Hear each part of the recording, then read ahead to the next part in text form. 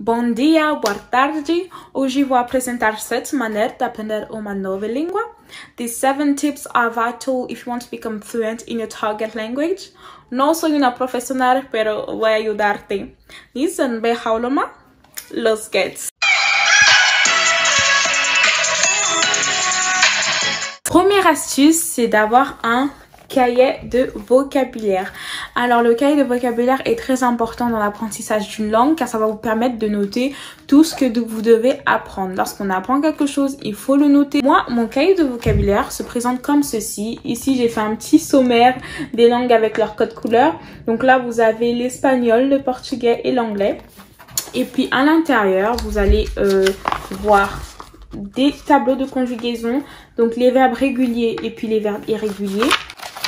Vous allez avoir du vocabulaire. Là, il y a du vocabulaire en portugais et du vocabulaire en anglais.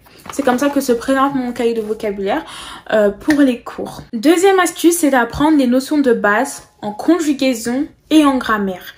Et lorsque je parle de conjugaison, je parle des temps du présent qui vont vous permettre de vous présenter et ensuite aussi les grammaires qui vont vous permettre de formuler les phrases correctement hein, car beaucoup de langues diffèrent du français. Ensuite, il y a aussi tout ce qui est alphabet, les nombres, les dates, les mois, les jours, les adjectifs, les adverbes, les pronoms et tout ceci. Donc c'est très important d'avoir ça car c'est ce qui va vous permettre en fait de juste dire les mots de base. Un bonjour, un salut, ça va, on peut se retrouver à quelle heure, genre donner rendez-vous dans la langue de votre choix. Tu dois avoir les bases dans la langue que tu veux apprendre. La troisième astuce est de se cultiver. Lorsque je parle de se cultiver, je parle de lire des livres, de regarder des films, des séries, des documentaires, de lire des articles de journaux. En te cultivant de cette manière, tu vas aussi apprendre l'histoire de certains pays ou d'un seul pays. Tu vas pouvoir apprendre l'histoire du Japon si tu veux apprendre le japonais, l'histoire des pays lusophones si tu vas apprendre le portugais, l'histoire des pays hispanophones si tu veux apprendre l'espagnol. Voilà, de cette manière, tu te cultives. Mais aussi, il faut lire des livres, donc se familiariser avec certains auteurs, certains poètes, se familiariser avec des réalisateurs, des acteurs, etc. dans la langue de votre choix.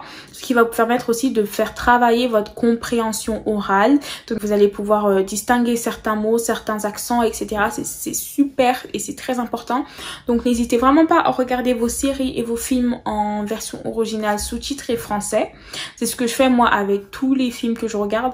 Les films, les séries en anglais, je les regarde en anglais avec sous-titres soit en français soit en anglais. Et pareil pour l'espagnol, le portugais, l'allemand, le néerlandais, etc. C'est ce que je fais. En tout cas, je regarde toutes sortes de films en VO. Peu importe, même si c'est pas une langue que je veux apprendre, je regarde tout en VO, que ce soit même les animés, que ce soit les dramas coréens, etc. Je regarde tout en VO. Donc, c'est vraiment une astuce très importante parce que vous allez petit à petit acquérir le langage, acquérir le vocabulaire parlé en fait. Parce qu'il y a une différence entre le vocabulaire le vocabulaire, par exemple, le français et le français qu'on parle. Il y a une différence et c'est pareil dans toutes les langues. Donc voilà, c'est très important de se cultiver de cette manière-là. Et aussi, n'hésitez vraiment pas à lire des articles de journaux et à vous abonner même à des journaux. Comme ça va vous permettre en fait d'acquérir un vocabulaire en politique, en économie, en marketing et tout le tralala. Quatrième astuce, c'est d'écouter de la musique et de lire les paroles en même temps. Le fait d'écouter de la musique va aussi contribuer à votre compréhension orale. Donc c'est quelque chose aussi qu'il faut en fait pratiquer tous les jours à peu près. Moi c'est ce que je fais hein. Moi même si je suis chrétienne et que j'écoute que des musiques chrétiennes, j'écoute aussi certaines musiques chrétiennes en portugais, en espagnol et aussi en anglais. Donc n'hésitez pas à le faire et de préférence à écouter un artiste pop par exemple si vous aimez la pop dans la langue de votre choix tout simplement. Donc c'est le meilleur moyen. Moi je sais que la plupart des personnes françaises qui sont bilingues en anglais, ça a commencé grâce à la musique, le fait d'écouter des artistes américains dès l'enfance, etc. Donc ça travaille sur tout ça et le fait aussi de regarder les paroles en même temps. Donc il y a un certain niveau qui s'installe, etc. Il y a une certaine compréhension, une certaine facilité qui se met en place. Donc n'hésitez vraiment pas à écouter de la musique, etc. Et quand je parle aussi de musique, je parle aussi d'interviews. Donc n'hésitez pas aussi à écouter les interviews de célébrités, des interviews d'artistes que vous aimez ou peu importe, ne vous limitez pas. Et la musique, etc. Fait partie en fait du fait de se cultiver tout simplement. Donc voilà, cultivez-vous dans la langue de votre choix, ne vous limitez vraiment pas. Cinquième astuce est de dialoguer avec soi-même. Je sais que c'est un peu bizarre, etc. mais c'est très important. Surtout si vous n'êtes pas entouré de personnes qui parlent la langue que vous voulez apprendre. Donc en dialoguant avec vous-même, vous allez travailler l'expression orale. Surtout si vous n'êtes ni étudiant, ni lycéen, ni collégien, ou alors que vous n'étudiez rien, quelque chose qui n'a rien à voir avec les langues, etc. Il va falloir en fait vous entraîner à parler. Donc quitte à parler face à votre miroir, à vous créer, à écrire un dialogue et de le répéter vous-même, faites-le. En fait, d'un côté, il y a deux problèmes qui s'installent. Lorsque tu es étudiant, lycéen, collégien, etc., tu vas apprendre des langues à l'école. Et en général, dans les cours, on ne parle pas plus que ça. Tu ne parles pas plus que ça, ce qui est vrai. Et lorsque tu es une personne qui travaille, qui est dans la vie active, et que forcément tu fais un métier qui va pas te permettre de parler dans des langues étrangères avec des clients ou peu importe, il y a aussi ce problème qui s'installe. Donc tu ne t'exerces pas assez à l'oral, il faut le faire vous-même. Il faut le faire vous-même, ou dans le pire des cas, si vous avez quelqu'un avec vous, la personne lit le dialogue, vous n'avez juste qu'à répondre, voilà. Dialoguer avec soi-même, c'est bizarre, mais c'est important, faites-le, moi c'est ce que je fais. Par exemple, en cours, on travaille énormément sur les débats. Donc, moi, j'ai mes arguments pour, j'ai mes arguments contre. Mais je vais un moment jouer celle qui est pour, un moment jouer celle qui est contre, histoire de débattre, etc. Et de travailler mon expression orale et de me préparer au débat de demain, tout simplement. Donc, n'hésitez pas, c'est bizarre, mais n'ayez pas honte, etc. Devant votre miroir, vous parlez et puis c'est bon. Sixième astuce est facultative, mais c'est de s'aider avec l'application Duolingo. Duolingo est une application qui vous permet d'apprendre plusieurs langues en même temps. Donc moi avec Duolingo, j'apprends l'allemand, le néerlandais et je reprends le chinois. Mais après, c'est vraiment quelque chose de très vocabulaire. Ils vont pas s'attarder sur tout ce qui est conjugaison et tout le tralala. Donc, il y a quand même des recherches à faire de son côté. Le vocabulaire de la nourriture, des vêtements, de la famille, etc., etc. Mais il ne faut pas compter que sur ça. Vraiment, ses propres recherches et tout ce qui va avec, c'est suffisant. Mais aidez-vous de Duolingo si vous le souhaitez. La dernière astuce et la plus importante, c'est d'acheter un dictionnaire. Le dictionnaire est très important. Ça fait très vieux jeu, mais ne vous inquiétez pas, parce qu'en fait, c'est de cette manière-là que vous allez en fait sortir de votre case. Par exemple, tu es lycéen, tu as des cours tu as des cours d'espagnol et voilà, tu apprends l'espagnol qu'à l'école. Chez toi, tu fais rien. Et du coup, ce qui va se passer, c'est que tu vas acheter un dictionnaire français-espagnol, espagnol-français. Et c'est en le relisant, tu vas acquérir du vocabulaire. Tu vas acquérir un certain vocabulaire, etc. Et puis en cours, tu vas avoir une certaine facilité parce qu'il y a des mots que tu connais déjà, que tu as appris grâce au vocabulaire. Et bien, c'est comme ça que ça fonctionne. Moi, personnellement, je suis en troisième et dernière année de LEA. Je n'ai jamais acheté de dictionnaire. J'ai mon dictionnaire anglais-français, français-anglais, mais je n'ai pas acheté de dictionnaire en espagnol ni en portugais. Et je le regrette un peu parce que je vois en fait la différence avec d'autres camarades de classe que moi qui par exemple en portugais ont plus de vocabulaire ou ont plus de facilité à sortir certains mots comme ça tout d'un coup, alors que moi je dois chercher.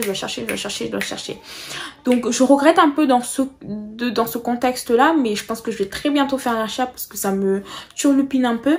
Je vais très bientôt faire l'achat. Si vous voulez apprendre une langue, vraiment le dictionnaire. Le dictionnaire. Au moins vous avez du vocabulaire, etc. En plus vous avez un peu de notion. Le dictionnaire c'est easy. C'est easy. Donc vraiment achetez-vous un dictionnaire si vous voulez apprendre une langue, etc. Si vous avez passé toute une semaine sans vous concentrer sur la langue que vous vouliez apprendre, n'hésitez pas à juste prendre le dictionnaire et à lire 1-2 pages, etc. Ça fera le travail, franchement ça fera le travail. Voilà, les astuces sont terminées, j'espère que vous allez toutes les prendre en compte. Donc acheter un dictionnaire, avoir un cahier de vocabulaire, apprendre les bases, se cultiver, écouter de la musique, etc. Prenez-les en compte parce que ça c'est vraiment des astuces qui vont vous permettre de devenir bilingue. Moi j'ai galéré avec l'espagnol de la 4e à la terminale, et puis à la terminale lorsque j'ai commencé à faire tout ça, donc c'est-à-dire à me cultiver, à écouter de la musique, à regarder dans des dictionnaires sur internet, etc. Plein de trucs comme ça, mon niveau en espagnol s'est amélioré. Donc n'hésitez vraiment pas à utiliser ces astuces, car ça va vraiment vous permettre de vous améliorer et de devenir bilingue en très peu de temps. En tout cas, sachez que le fait de parler plusieurs langues, de comprendre plusieurs langues, c'est une richesse, car ça vous permet aussi, comme je l'ai dit, de gagner en culture générale. Vous vous informez sur la situation de certains pays, sur l'histoire de certains pays, etc. Donc vous gagnez en culture générale, c'est trop bien. Vraiment, c'est trop bien pour vous-même, etc. C'est un plus tout simplement. Dans votre bulle bilingue, n'hésitez jamais à inclure votre langue maternelle. Moi, je viens de me rappeler que j'ai fait mon intro. J'ai parlé des langues sans mentionner le lingala, qui est ma langue maternelle tout simplement. Nalobaka lingala, nayokaka lingala, mais nazana na moi accent parce que nazoloba lingala ya moi na poto. Nazama na poto. Nazoloba lingala na moi na poto. Tout simplement. La lingi pena yikola swahili, na kimbwala eza langue ya kukonanga. Eza munoko. Eza monoko pour langue monoko, eza monoko ya kukonanga na nangi kola peango. Tout simplement, c'est ma langue et voilà, j'en suis fière et je l'aime, etc. Et voilà, je veux transmettre en fait, j'aimerais transmettre en fait mon amour pour les langues à mes enfants, à mes nièces, à mon neveu, etc. C'est quelque chose que voilà, je le transmets petit à petit. Il y a mon neveu qui comprend certains mots quand je lui parle en anglais, en espagnol. Quand je lui demande comment il va, il sait me répondre. Pareil pour mes nièces, etc. C'est vraiment quelque chose que je veux acquérir parce que c'est vraiment un plus. On peut pas tous être fans des langues, mais c'est vraiment un plus que notre propre développement personnel et pour la vie professionnelle aussi.